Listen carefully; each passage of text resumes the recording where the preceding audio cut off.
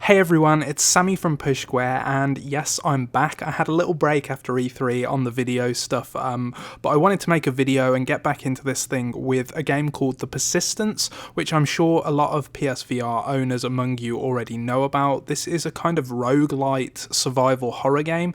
I've been playing it quite a lot, and I thought I'd put together a review for you. So without further ado, please remember to like the video, subscribe to the channel, and let's get into it. So The Persistence is a perfect name because yes, it relates to some kind of sci-fi mumbo jumbo that's going on in the game's lore, but really it encapsulates what the game is actually about, which is persistence. So you're the one remaining survivor on a space station that's inevitably transmuted into some kind of homicidal hellhole, and the good news is that each time you die, you can actually reprint a new body and get back to work. So over time, you'll be able to augment your clones with new abilities like stronger melee attacks and better body tissue, which enhances stealth. The game actually really tries very hard to contextualize its roguelite underpinnings, and I appreciate that developer Firesprite went all in on that front. So what you actually end up with is a heady mixture of Dead Space and Rogue Legacy, which is a weird mix, but it actually works better than it has any right to. So you'll find yourself working through multiple compartments of the space station environment, and each one is randomly generated and home to a brand new selection of murderous mutants. The game world is made up of different building blocks, which means you'll encounter samey looking rooms, but you'll need to pay attention to the way in which they're organised if you want to reach your objective at the end. So each floor has a different goal, and these are generally more designed, with your progress checkpointed even after you die. So purists may lament this particular helping hand, and it's worth pointing out that there is an unlockable survival mode for those of you who want a more hardcore experience, but I felt that it cut down on needless repetition in a game that already expects you to grind a little bit in order to get your hero into shape. Now, as you'd expect of a roguelike, there are tons of currencies to keep track of. The main one is a thing called stem cells. Now, these can be gathered as you explore the space station, as well as extracted directly from enemies. If you sneak up on foes, then you'll be able to actually stealth kill them, sucking up their DNA in the process.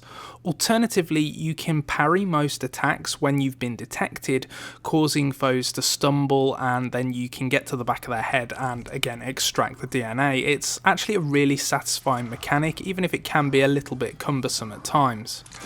But there's actually a lot more to the Persistence's combat than just stealth attacks and parries. The game is actually also well furnished with cool combat implements, ranging from stuff like humble handguns all the way through to mystical lances and even invisibility cloaks.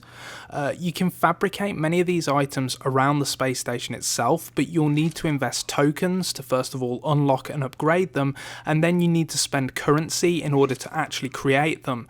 So the loop starts to come together in that you're constantly gathering resources and then investing it back into the game in order to give you the best possible chance of succeeding. The cool thing about the game is how it manages to make you feel overpowered, but only in very short bursts. So a lot of its end of level missions will augment you with unlimited ammo, giving you a tease of how some of the best armaments work, but then it'll only leave you with 2 or 3 bullets once you're done with that particular section. So when you're well supplied and you have lots of gear on your person, you'll feel like a super soldier, you'll feel like you can beat anyone, but these moments are rare and you'll have to spend a lot of your time simply making do.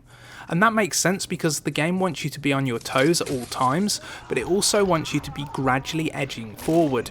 As you gather more and more stem cells, you'll be able to beef up your abilities, making yourself more potent, but the deeper that you get into the space station, the stronger the threats will become, so there's this constant sense of personal growth balanced against a gradually increasing difficulty curve. Now, to be fair, as is so often the case in games like this, the arc isn't always perfect, as there are occasions where the game's algorithm will spit out a level layout that feels simply unfair, but for the most part it's really well executed, and while the title's never as scary as a more designed campaign like Resident Evil 7, it's still very stressful, which is what I think the developer was going for.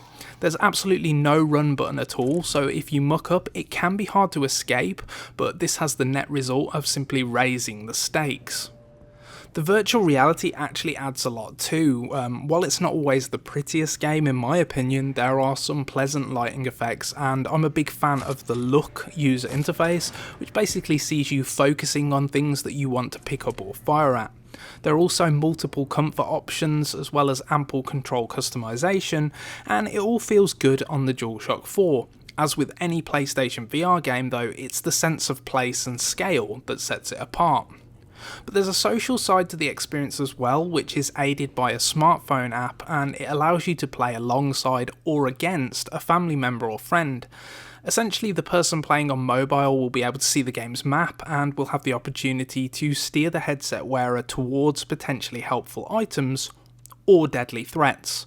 You're probably not going to get a whole lot of use out of this mode, but it's a thoughtful addition that I liked and I felt it had been well implemented. So all in all, the Persistence cleverly blends Dead Space-esque outer space sci-fi scares with the addictive arcade loop of roguelikes like Rogue Legacy, resulting in a PSVR campaign that's both gut-wrenching and weirdly replayable. It won't take you a million light years to complete the likeable campaign, but a hardcore mode awaits when you've finished, and clever co-op functionality adds a little longevity to the experience as well.